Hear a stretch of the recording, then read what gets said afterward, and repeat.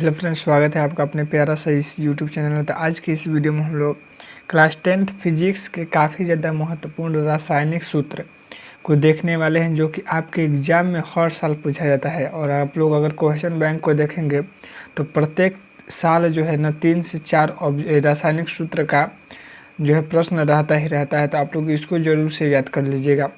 और इसमें जो है ना कुल 35 से 40 रासायनिक सूत्र को देखेंगे। तो आप लोगों को करना क्या है, तो आप लोगों को जो है पूरा को लिख लेना है और 10-10 करके प्रत्येक दिन याद कर लेना है। तो आप लोग इस तरह से याद कर सकते हैं। चलिए यहाँ पर देखते हैं पहले नंबर प्रश्न को। देखिए, पहला है जल। तो पूछा जाता है कि जल का रासायनिक सूत्र क्या होता है। तो जल का रासायनिक सूत्र होता है H2O। ठीक है, आप लोगों के लिए इम्पोर्टेंट है कि जल का रासायनिक सूत्र क्या होता है। तो जल का रासायनिक सूत्र होता है H2O। फिर उसके बाद है चीनी। चीनी का भी रासायनिक सूत्र पूछा जाता है। तो चीनी का रासायनिक सूत्र होता है C12H22O11। तो ये भी आप लोगों के लिए ज़रूरी है। उसके बाद है साधारण नमक या रॉक सॉल्ट। इसका जो है रासायनिक सूत्र होता है NaCl, और ये भी जो है पूछा जाता है। तो आप लोगों को इसको भी याद रखना है। साधारण नमक का रासायनिक सूत्र क्या होता है, तो NaCl होता है। उसके बाद अगला देख लेते हैं। देखिए अगला क्या पूछा गया है। अगला है ग्लूकोज। ग्लूकोज का भी रासायनिक सूत्र पूछा जाता है। तो ये भी जो है आप लोगों के लिए ज़रूरी है। ग्लूकोज का रासायनिक सूत्र होता है C6H12O6। तो ये भी आप लोगों को याद रखना है।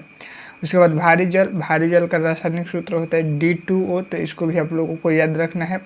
उसके बाद बेकिंग सोडा का भी पूछा जाता है। तो बेकिंग सोडा का रासायनिक सूत्र होता है NaHCO3। क्या होता है, NaHCO3 होता है बेकिंग सोडा का रासायनिक सूत्र। उसके बाद जो है वाशिंग सोडा है, और ये भी जो है पूछा जाता है। तो देखिए वाशिंग सोडा का रासायनिक सूत्र होता है Na2CO3 इंटू 10H2O।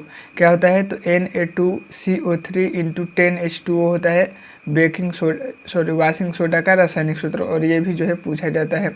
उसके बाद सिंदूर है। सिंदूर का रासायनिक सूत्र होता है HGS। तो इसको भी आप लोगों को याद रखना है। उसके बाद यहाँ पर देखिए क्या पूछा गया है।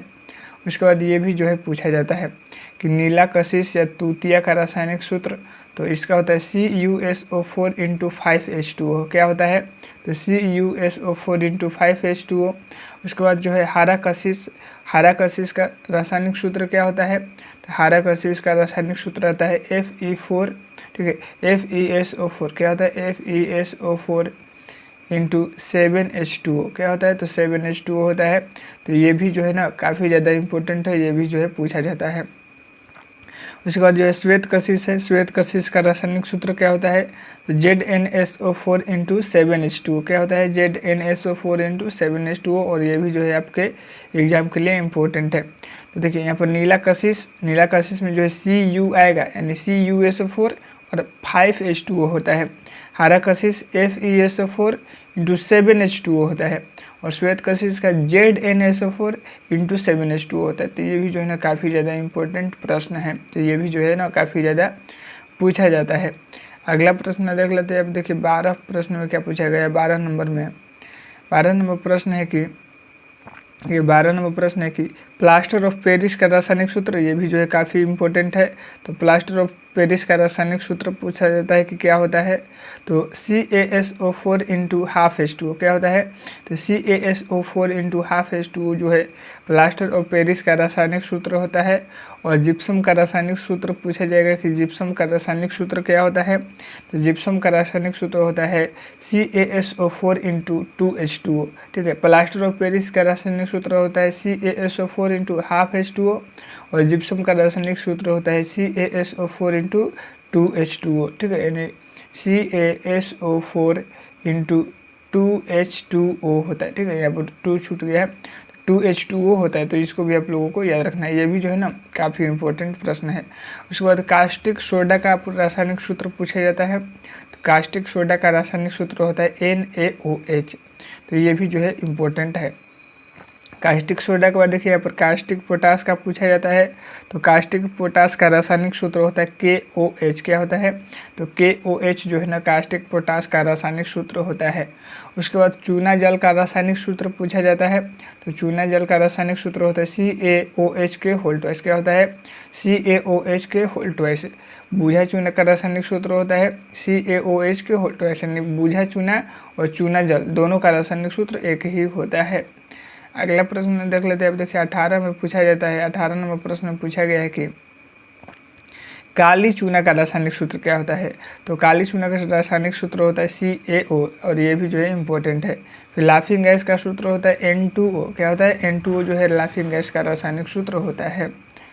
अगला देख लेते हैं। अब देखिए 20 नंबर में पूछा गया है कि खड़िया या चौक का रासायनिक सूत्र क्या होता है? तो खड़िया या चौक का रासायनिक सूत्र होता है CaCO3। क्या होता है? तो CaCO3 ये भी जो है पूछा गया है। श्वेत पोटास का रासायनिक सूत्र KClO3 होता है। क्या होता है? तो KClO3 होता है। लाल पोटास का रासायनिक सूत्र होता है KMnO4। क्या होता है? KMnO4 जो है लाल पोटास का रासायनिक सूत्र होता है। अगला देख लेते हैं। अब देखिए 23 नंबर में पूछा गया है कि मार्स गैस का रासायनिक सूत्र क्या होता है? तो मार्स गैस का रासायनिक सूत्र होता है CH4 और मार्स गैस को जो है मीथेन गैस भी कहते हैं। ये भी जो है पूछा गया है। संगमरमर का रासायनिक सूत्र होता है CaCO3 और ये भी जो है काफ़ी इंपॉर्टेंट है। ये भी जो है पूछा गया है। मिल्क ऑफ मैग्नीशिया का रासायनिक सूत्र क्या होता है? तो मिल्क ऑफ मैग्नीशिया का रासायनिक सूत्र होता है MgOH के होल ट्वाइस। क्या होता है? तो MgOH के होल ट्वाइस होता है। ये भी जो है आप लोगों के लिए इम्पोर्टेंट रहने वाला है। अगला प्रश्न देख लेते हैं। अब देखिए 26 नंबर में पूछा गया है कि बॉक्साइट का रासायनिक सूत्र क्या होता है?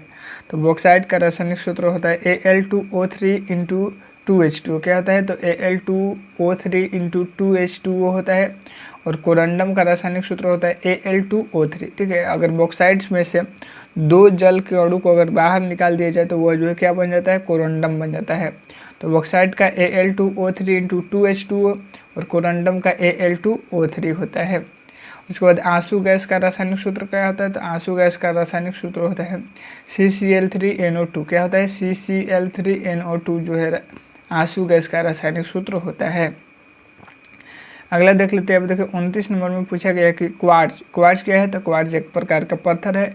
इसका रासायनिक सूत्र होता है SiO2। क्या होता है? तो SiO2 जो है क्वार्ट्ज का रासायनिक सूत्र होता है। उसके बाद जंग का रासायनिक सूत्र क्या होता है? तो जंग का रासायनिक सूत्र होता है Fe2O3 इंटू XH2O होता है। ठीक है, तो इसको भी आप लोगों को याद रखना है। यानी यहाँ पर X की जगह पर ना कोई संख्या आएगा, जैसे 2, 3, 4 आ सकता है। तो जंग का रासायनिक सूत्र क्या होता है? Fe2O3 इंटू XH2O होता है। तो इसको भी आप लोगों को ध्यान रखना है। अगला देख लेते हैं। आप देखिए अमोनिया का रासायनिक सूत्र पूछा जाता है कि अमोनिया का रासायनिक सूत्र क्या होता है? NH3 होता है। क्या होता है? NH3 होता है। अमोनिया का रासायनिक सूत्र क्या होता है? तो NH3 होता है। फिटकिरी का रासायनिक सूत्र ये भी जो है काफ़ी इंपॉर्टेंट है। तो फिटकिरी का रासायनिक सूत्र होता है K2SO4 into Al2 into SO4 के होल थ्राइस इंटू 24H2O।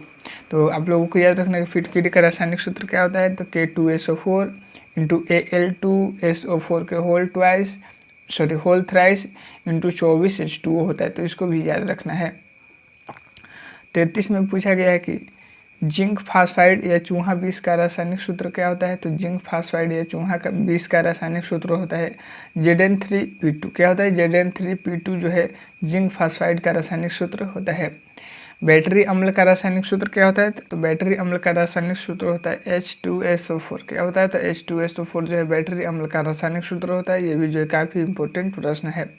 और लास्ट प्रश्न में पूछा गया कि हाइड्रोक्लोरिक अम्ल का रासायनिक सूत्र क्या होता है? तो हाइड्रोक्लोरिक अम्ल का रासायनिक सूत्र होता है HCl। और कहाँ पाया जाता है? तो हमारे पेट के अंदर जो है हाइड्रोक्लोरिक अम्ल जो है पाया जाता है। तो इसको भी आप लोगों को याद रखना है। तो अगर आप लोग 35 प्रश्नों को याद कर लेते हैं तो 4 से 5 प्रश्न जो है ना आपके एग्जाम में देखने को मिलेगा।